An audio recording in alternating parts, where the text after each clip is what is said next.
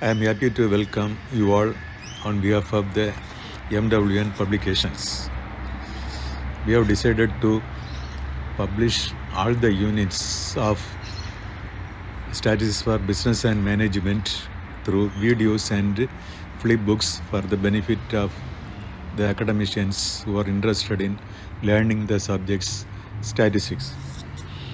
Already we have posted introduction to statistics, and the second one is method of collection of data, and after that the next one is the classification and tabulation, which we are going to study now.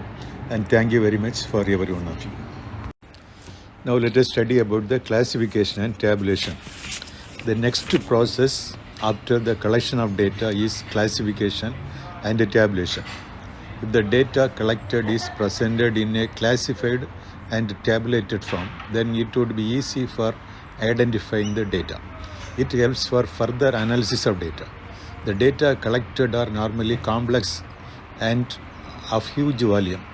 Classification and tabulation help to reduce the complexity of the data and to reduce the volume of mass of data. Classification and tabulation provide structure for the data, hence further analysis can easily be done. Then let us see about the meaning of classification. Professor Kanur has given a definition for classification. According to him, classification is the process of arranging the collected data into classes and into subclasses according to their common characteristics. Classification should be done on the basis of common features of data. For example, in a study related to monthly income and expenditure of the people in a locality through a sample of 300 families, it contains huge number of data related to income, expenses, excess income and expenses, etc. Hence, classification can be done for data related to income, expenses and saving separately. Further classification of income can be done as below rupees 3,000, 3,000 to 5,000, rupees 5,000 to 7,000, rupees 7,000 to 9,000 and above rupees 9,000. Expenses and savings can also be classified on this basis.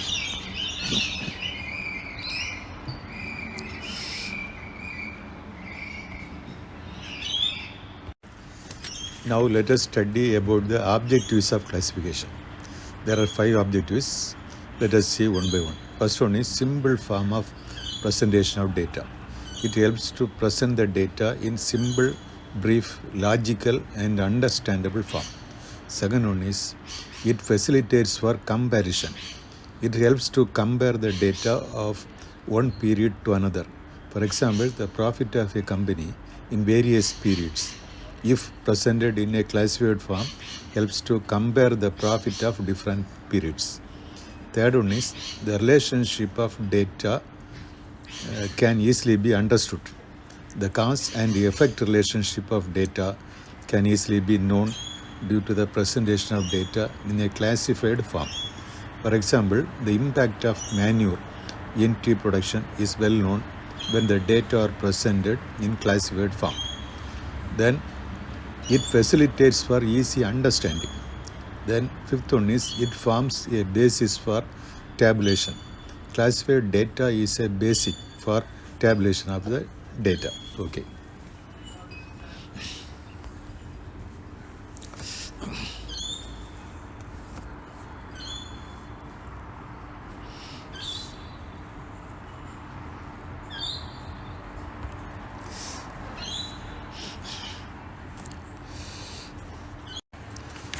Next one is characteristics of classification. There are 6 characteristics. Let us see one by one. One, exhaustive. The classification must be exhaustive. Each item of data must be presented in any one of the classes. Second one is mutually exclusive. Each item of data must be presented in one class only. It should not be repeated. Third one, flexibility. Classification should be done in a flexible manner so that any adjustment can be done in future. Fourth one, homogeneity. there should be homogeneity in classification of data. It means uniformity in classification. Fifth one, suitability. It must be most suitable for objectives of the study. Sixth one, arithmetical accuracy. There should not be any error in the classification of data.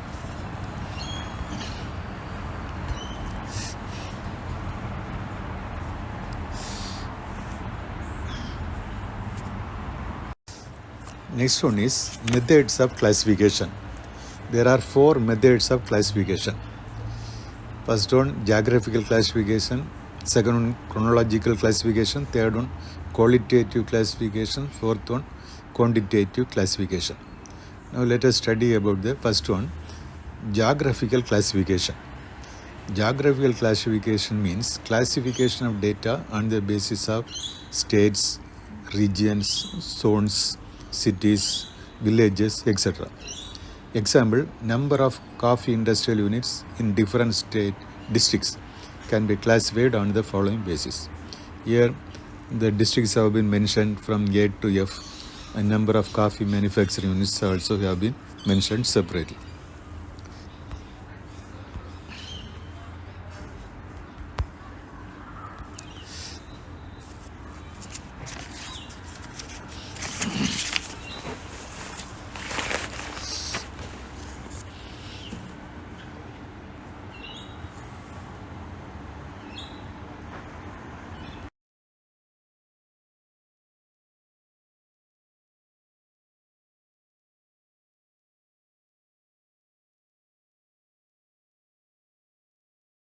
Next one is chronological classification.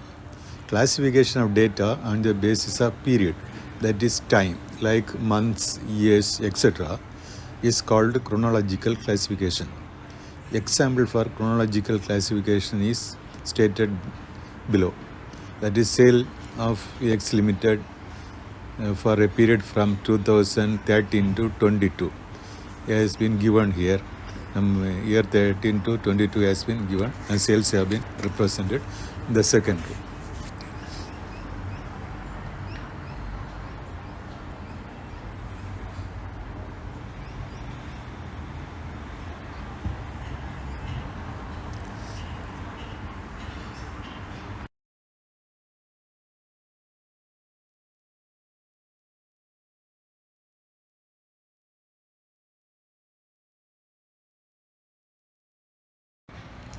Now let us know the different stages or steps in statistical investigation. There are 6 different stages. They are planning the inquiry, collection of data, organization of data, presentation of data, analysis of data, and interpretation of data. First one is planning the inquiry, that is deciding in advance about the objective and scope of the investigation. This should be done before going into the collection of data. Second one is the collection of data. It may be through primary sources or secondary sources. The respondents should also be known. That is a total number of respondents in case one is going to conduct the inquiry through primary data. Then third one is organization of data. It means editing, arrangement, and classification of data. Editing means eliminating the unnecessary data. Next one is qualitative classification. Classification of qualitative phenomenon like attributes or characteristics is called qualitative classification. Under this classification, the presence or absence of an attribute is the basis for classification. This classification can be done by 2 methods. One is twofold or dichotomous classification, and second, manifold classification. Now let us see the twofold classification. In this method, only one attribute is taken into consideration. It can be classified on the basis of one possessing an attribute and other not possessing that attribute. For example, if literacy as an attribute is to be classified, then it should be done as literates and illiterates. Then second one, manifold classification. By name itself says that the classification of more than one attributes is called manifold classification. In this method, the presence or absence of one attribute may further be classified by the presence or absence of another attribute. For example, if literacy and employment as two attributes are to be classified, then it should be done as employed literates, employed illiterates, unemployed literates, and unemployed literates. Then fourth one is quantitative classification. Classification of data which are quantitatively measured is called quantitative classification. Example, income, expenses, production, weight, etc. can be grouped into quantitative classification. If the data are very few, then the data can be presented without any classification. When the data are large, then it may be classified for easy and convenient identification. There are two types of classification of data. They are classification for discrete frequency distribution and second one, classification for a continuous frequency distribution. Now let us see the classification for a discrete frequency distribution. Data are classified on the basis of the number of times each data was repeated in this method. First of all, the number of times each item repeated should be counted. The counting can be done with the help of a technique named tally table. An example is given below. The daily expenses of 35 workers in a locality are given below, and it can be classified on the following basis. So in the expenses column is here, tallies column, then frequency column is here. Here that in the expenses, we have to arrange it from the ascending order, that is lowest to highest.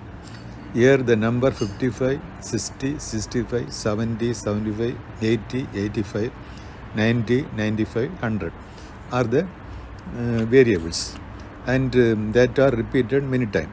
How you have to find out means from first write these numbers, then count it. That is first 55 means you can mark it 1.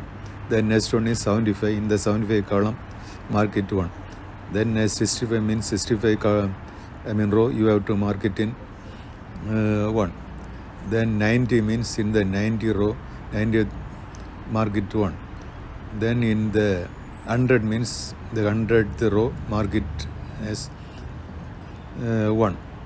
Then 55, again 55 means again in the 55 mark it as 1. Then in 75, then in the 75 row, mark it 1. 65 means in the 65 row, mark it as 1. Then again 55 means in the 55 you have to mark it in mark 1.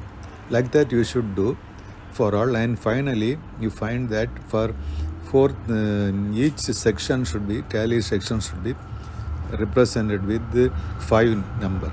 That means in the 55 you see that 1, 1, 1, 1. Then a cross mark has been put. Cross mark means for fifth one. Then again 6. So 6, the frequency 6. Like that you have to calculate. The next one is classification for a continuous frequency distribution. In this method, also data are classified on the basis of the number of times each data was repeated, but the variables are represented in the form of class interval. This form of classification is done when the data are very large in number. The data are first grouped on the basis of class limits. The class limits are the lowest and highest values of each class. The class is called the highest limit. The difference between the lowest value and the highest value of each class is called the class interval. For example, if the daily income of people in a locality ranges from rupees 5,000 to rupees 500 to rupees 1200, then it may be grouped into 500 to 600, 600 to 700, 700 to 800, etc. The class interval depends upon the number of classes and the magnitude of data. There is a formula for calculating the class interval. It is stated as follows. That is L minus S by K. I equal to L minus S by K. I is a class interval. L is the largest value of the data. S is the smallest value of the data. K is the required number of classes.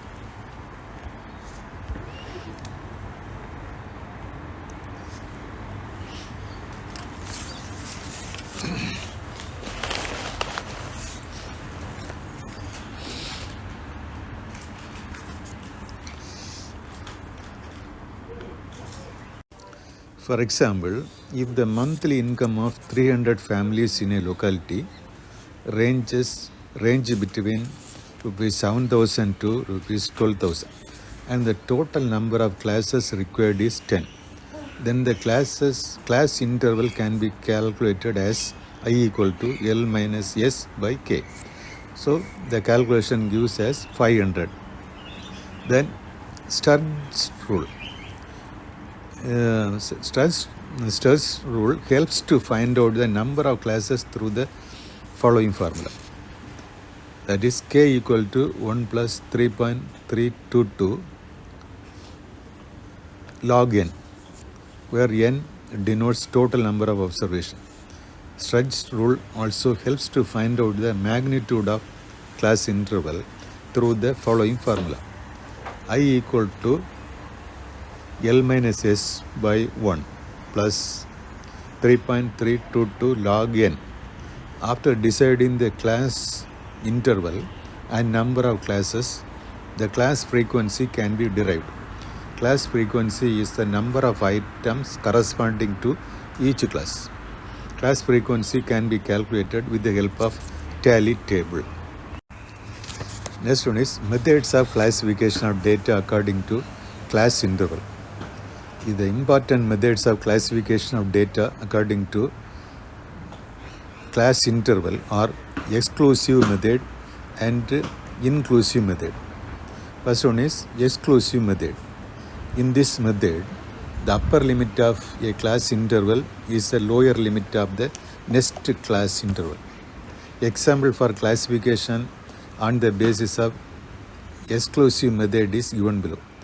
Daily wages classified as 200 to 250, like that till 400 to 450. Number of workers are represented in next column. In the above example, the upper limit is 250 of the first class interval. First class interval is the lower limit of the second class interval, 250 minus 300. The item of 250 should be put in the class interval 250 to 300 and not in the class interval 200 to 250. The above example can be read as 200 and under 250, 250 and under 300. That means 200 to 249. Then 300 and under 350, 350 and under 400, 400 and under 450.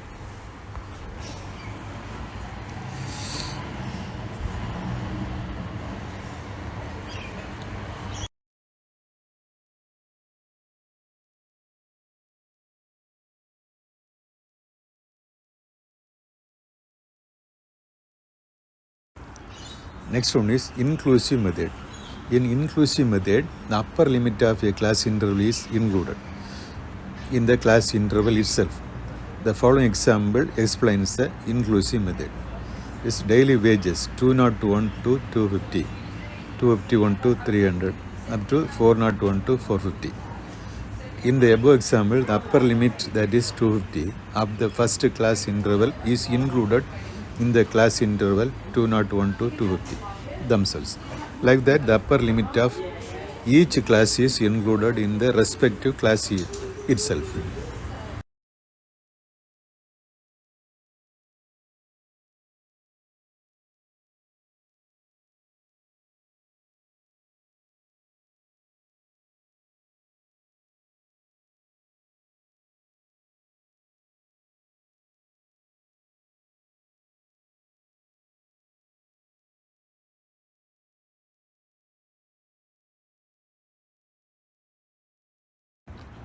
Determination of frequency of each class.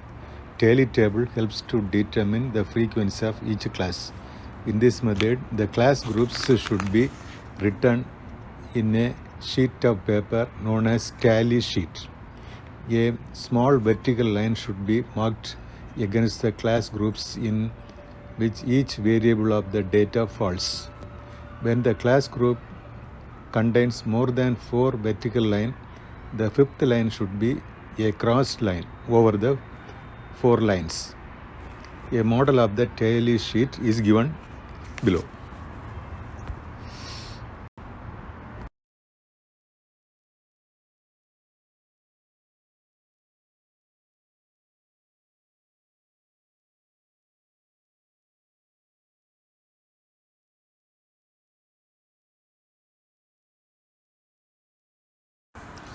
Now next one is tabulation. Tabulation is an orderly arrangement of data in columns and rows. The process of systematic and scientific presentation of data in a compact form for further analysis is called tabulation. Tabulation is the last stage in the collection and presentation of data. Tabulation helps for further analysis of data for providing a theory or for formulating a theory or inference about the population. Objectives of tabulation, that is, to present the data in a simplest possible form. Second one is to present the data in suitable form for further analysis. Third one is to help for easy comparison of data.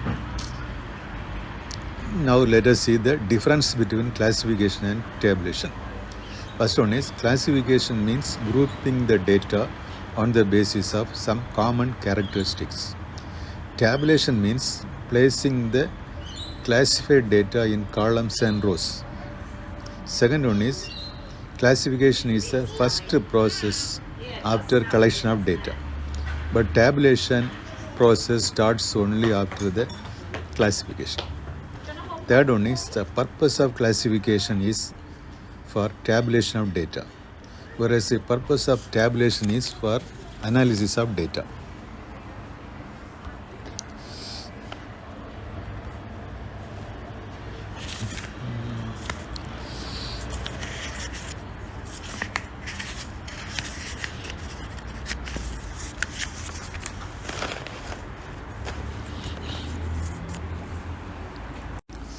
Now let us know about the rules for tabulation, otherwise known as principles of tabulation.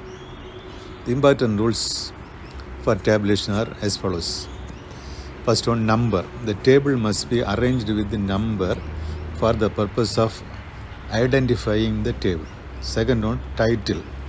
Table must be given suitable title. It should be clear, brief and concise. Third one, steps and captions. The details about the information available in each row are called steps. It should be very clear and brief. The details about the information available in each column are called captions. It should also be very clear and brief. Fourth one is body of the table. Body of the table must contain only relevant information. It should be comprehensive and consistent. The data should be arranged very systematically. The arrangement may either be on ascending or descending order. Fifth one is spacing. The table should contain enough space in between various data presented.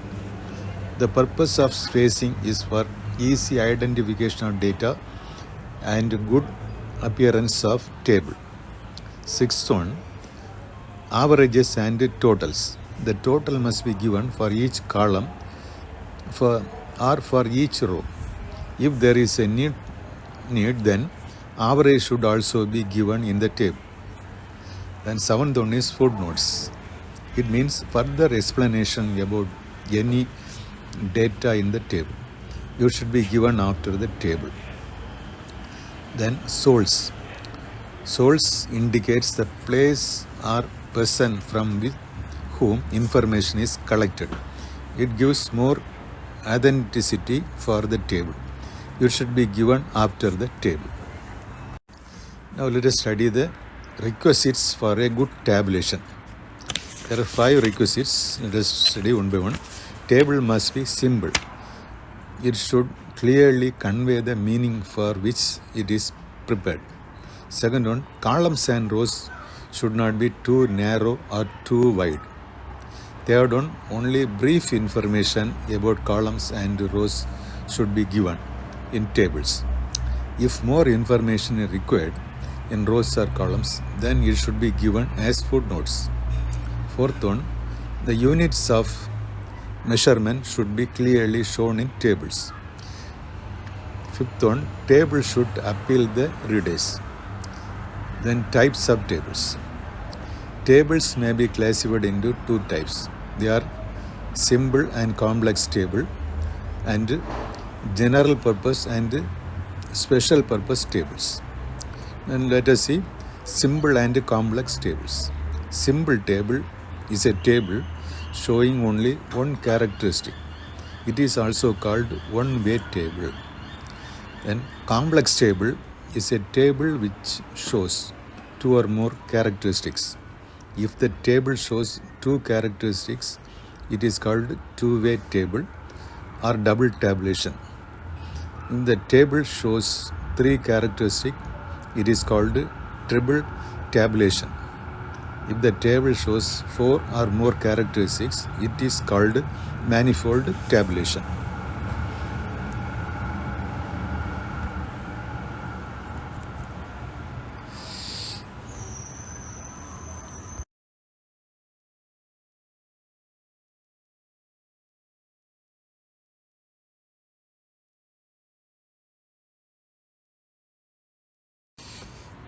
Then the model of one-way table or simple table is shown as follows.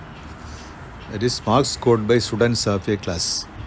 Marks in accountancy and number of students. There are 2 columns. Below 25, like that it has been mentioned. This is the model of the one-way table. Then let us see the model of two-way table. It is given as follows. Marks scored by students in 2 classes is given. And here 4 columns are there. One is for marks and another one is number of students, that is represented by class A and class B, and last one is total column.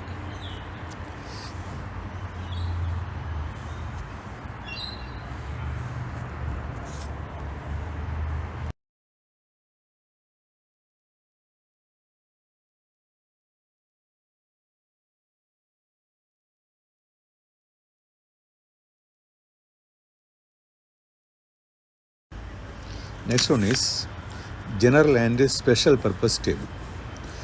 General purpose table is otherwise called as reference table or repository table. It provides information for general use. Tables published by the Statistical Department of Government, like population census, industrial and agricultural production in various periods, etc., are example for general purpose tables. Then special purpose table. It is otherwise called as summary tables or derivative tables. These tables are prepared from the information of the general purpose tables. For example, if the data collected from the census report, which is general purpose table, for any study is presented in tables, it is called the special purpose table. Thank you very much.